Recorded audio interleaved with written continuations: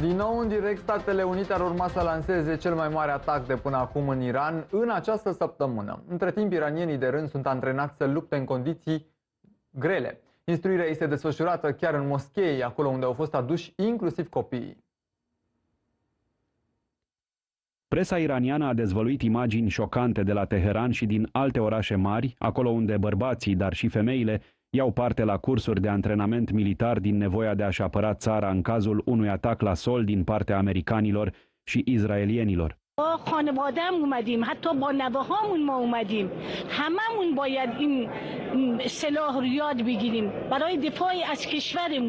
Familiile au venit inclusiv cu copiii la antrenamente în condițiile în care iranienii au un dispreț față de puterile străine și au transmis direct amenințări către liderul Casei Albe. Trump, tu نمی‌توانی تنگه هرمز را از ایران بگیری. آمدم که تو را نابود کنم. باید ما همیشه آماده رزم باشیم و این آموزش‌ها واقعا تأثیر خودش رو میذاره و روحیه میده. حالا برای یادآوری خوبه دیگه دوباره آموزش می‌بینیم که اگه احتیاج شد دوباره استفاده کنیم.